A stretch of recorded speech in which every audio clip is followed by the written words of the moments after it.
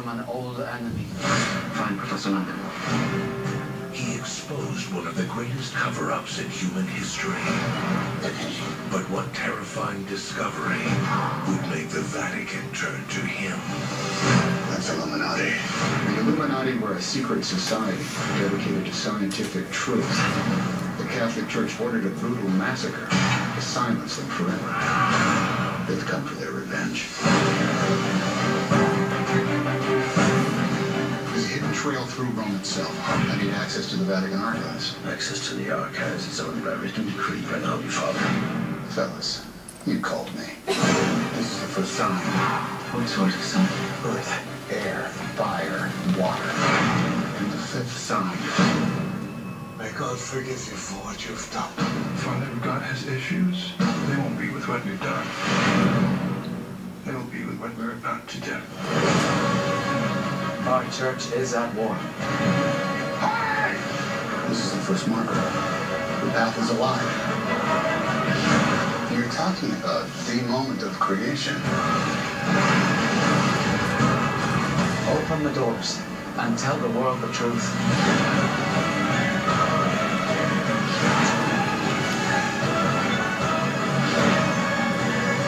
It has to be here!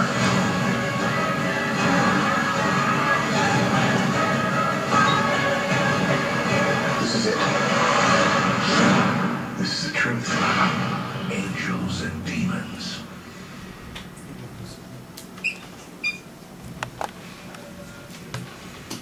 Well, now I want to completely change the subject and talk about your involvement in politics in the past and the present. Starting off with your movie Frost Nixon, which was immediately nominated for numerous awards after it came out this past year. So here's a clip of Frost Nixon.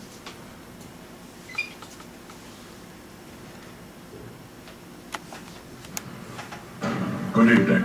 I shall resign the presidency at noon tomorrow. This is an historic day, the only time a president has ever resigned in office. Knew about the Watergate cover-up. The man who has committed the greatest felony in American history will never stand trial. I have an idea for an interview. Richard Nixon. You're a talk show host. I spent yesterday watching you interview the Bee Gees. What an nature, Richard. Why would I want to talk to David Frost? I got $500,000. Really? Frost has hired 3 crack investigators. Let me crack one. Let me get crack it. You shake his hand? After everything he's done in this country? Are you kidding me? Oh, pleasure to meet you. Mr. President. That was devastating. I don't think he's ever going to get over that.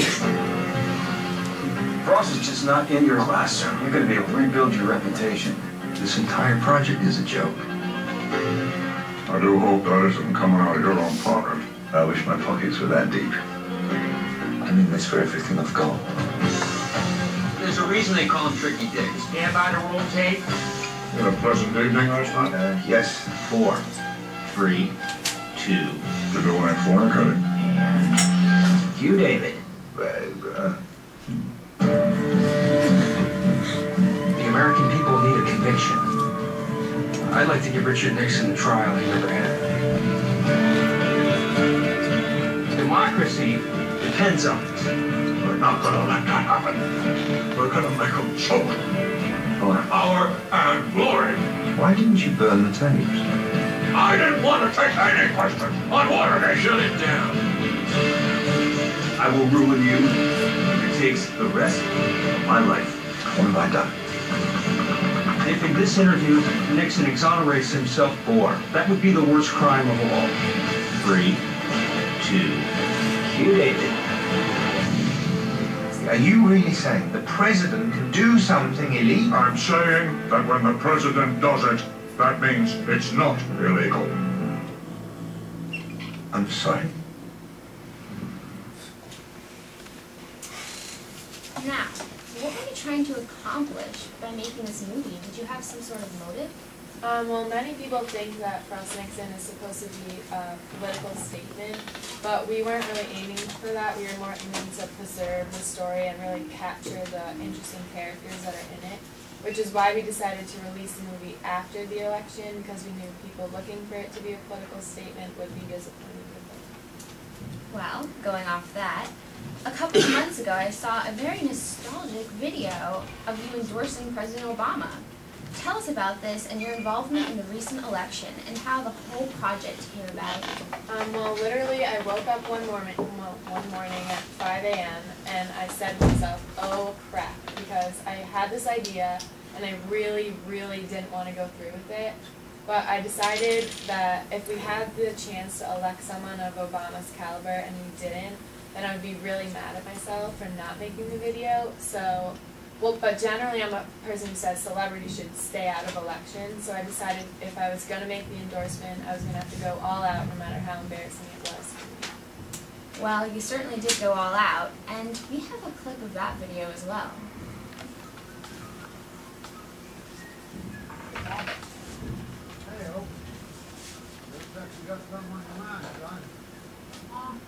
Why are people so set on staying on the same road that's been messing us up for so long? Well, people are funny. Sometimes change scares them. They'd rather keep doing the same old thing, keep messing them up, than change to the things that can help them. Like the time I wanted to fish for lake trout, using peanut butter and jelly as bait? That's right, you got stomach, you wouldn't quit no matter what I say. When I'm a grown-up, I sure would like to vote for somebody as good as Mr. Obama. But if you stay healthy and strong, avoid any felonies, and stay away from the butterfly ballot, I bet you'll get a chance. Okay, I just answered like an 8-year-old kid from a 40-year-old television show. Please don't let this be intentional. But I know a lot of you are thinking that I'm just following some liberal Hollywood trend. That's not me. And besides, if I was anything less than sincere, like this.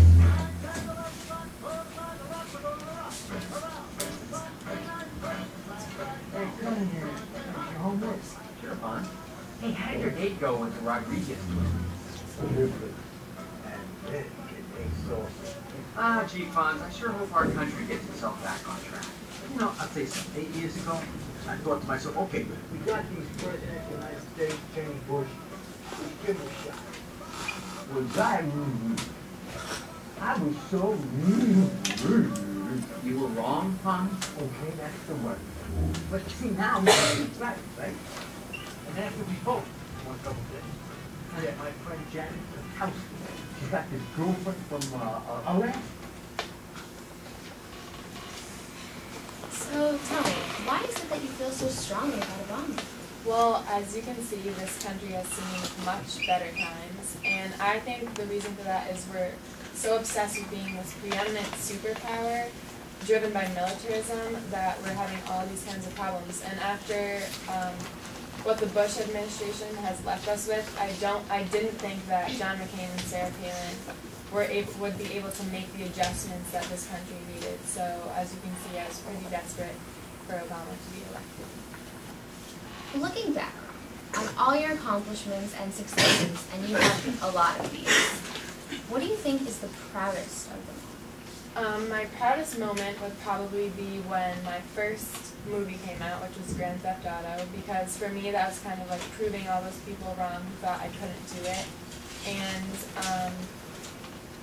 but my most valuable accomplishment, I think, would be that I was able to maintain over 40 years in the film industry, as well as preserve a rich family life. And now we hear that after your next movie, Angels and Demons, comes out, you have yet another masterpiece coming out? Well, I wouldn't call it a masterpiece, but it's just a short documentary that I've been working on. So when is that coming out? Sometime in late December it should be ready. And I think we actually have a clip of this upcoming movie for our viewers.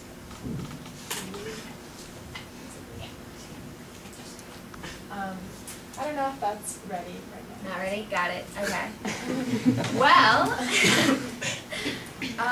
can you tell us about it? Yeah. Well, basically, it's like an epic movie. It's kind of like a spoof on all of my